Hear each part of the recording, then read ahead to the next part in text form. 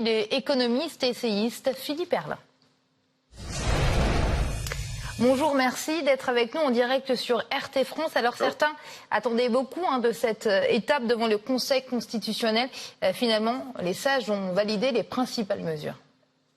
Oui, c'est une vraie déception, même si l'espoir était mince de toute façon. Mais on a vraiment l'impression que le Conseil constitutionnel n'a pas tenu compte des éléments de base, comme par exemple le fait que si le vaccin permettait, et c'est vrai, de diminuer nettement les formes graves de la maladie, elle n'empêche pas la transmission.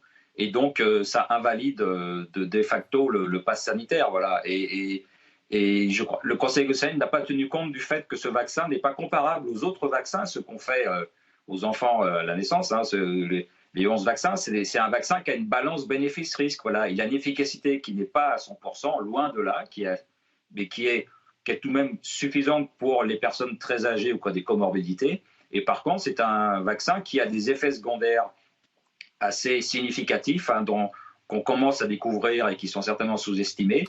Et donc, il est tout à fait hors de propos d'imposer ce vaccin aux jeunes, notamment. Voilà. Et donc, le Conseil constitutionnel n'a pas su faire la part des choses sur cet outil qui est utile à certains et pas à d'autres. Et donc, c'est évidemment regrettable. Alors, les sages estiment que le pass sanitaire résulte d'une conciliation équilibrée entre liberté publique et protection de la santé. Pour vous, il n'y a aucun équilibre dans cette loi? Tout est disproportionné? Oui, c'est complètement disproportionné parce qu'il faut quand même se rendre compte de ce que ça représente, ce pass. C'est les libertés de base, les libertés de circuler qui vont être mises en cause pour aller au restaurant, pour aller au cinéma, pour aller à la piscine, pour faire du sport. Tout ça va nécessiter le pass sanitaire.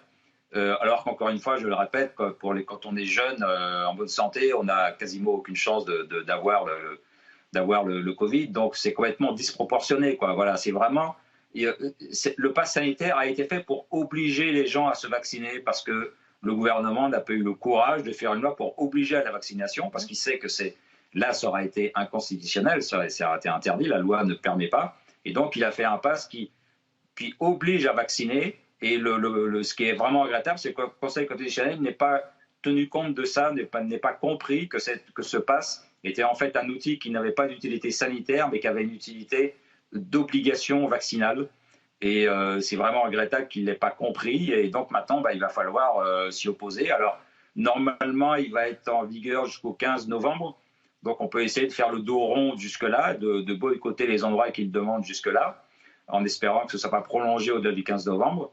Mais voilà, mais en tout cas, ceux qui ne veulent pas être vaccinés, eh bien, ils feront éventuellement quelques tests. Et puis le reste du temps, ils boycotteront les endroits, les restaurants et les piscines et les lieux de sport et de concerts et de culture. Voilà. Et c'est tout à fait dommageable pour l'économie, quoi. Vous appelez à manifester samedi. On a vu les manifestations des samedis derniers qui ont pris de l'ampleur. Cela va continuer davantage avec la validation du Conseil constitutionnel. Où le risque, justement, n'est-il pas que le mouvement s'essouffle puisque finalement, ça a été validé par les sages? Moi, je ne crois pas qu'il va s'essouffler. Justement, comme les manifestations, elles vont montrer que le seul contre-pouvoir en France qui existe encore aujourd'hui, c'est le peuple. C'est les millions de Français qui descendent. On sait bien que les chiffres du ministère de l'Intérieur sont complètement trafiqués. Il disait 14 000 manifestants à Paris alors qu'il y avait 4 cortèges et que le principal cortège, celui de Philippot et des Patriotes, était à plus de 100 000 personnes et ça se voyait avec des images de drones. Donc il n'y avait aucun doute là-dessus. Donc il y a vraiment beaucoup de gens qui descendent dans la rue. Même dans les sondages, on voit qu'il y a une part importante de la population qui comprend les arguments des anti-passes sanitaires. Donc moi, je crois au contraire que ça va augmenter à la rentrée. Parce que pour l'instant, les gens sont en vacances. Et d'ailleurs, Macron a profité de ça pour imposer un système aussi rigoureux. Mais quand les gens vont rentrer, aller à l'école, vouloir inscrire les enfants dans les clubs de sport, vouloir aller au restaurant avec des amis ou au cinéma, et qu'ils vont se rendre compte qu'il faut obligatoirement se vacciner et que beaucoup ne le veulent pas, eh bien, je crois que les gens vont vraiment être énervés de voir toutes les entraves à la liberté qu'on leur impose. Et je pense que ça va plutôt relancer le mouvement en septembre. Alors, le Conseil constitutionnel a validé l'obligation du pass sanitaire pour les visiteurs ou les patients non urgents dans les établissements de santé, tant que ce dernier ne fait pas obstacle à l'accès aux soins. Concrètement, ça veut dire quoi? Est-ce que ce n'est pas flou? Est-ce que ça ne veut pas dire que l'application de ce pass sanitaire, finalement, ça va être compliqué?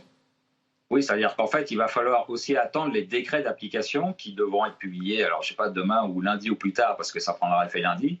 Mais il y a beaucoup d'éléments qui devront être précisés, parce que comme vous le disiez pour les hôpitaux, est-ce qu'on pourra prendre un rendez-vous dans un hôpital ou une clinique et pouvoir y aller sans test, ou est-ce qu'il faudra obligatoirement l'avoir? Est-ce que c'est uniquement les cas graves qui permettront de rentrer à l'hôpital sans avoir de passe? Bon, tout ça devrait être précisé.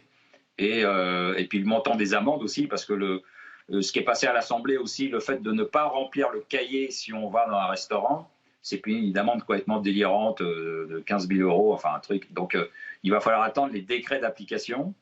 Mais malheureusement, comme le gouvernement est conforté dans sa volonté, on peut espérer on peut craindre qu'ils seront extrêmement stricts et durs. Philippe Herrlin, je vous remercie d'avoir été avec nous en direct sur RT France. Je rappelle que vous êtes économiste et essayiste.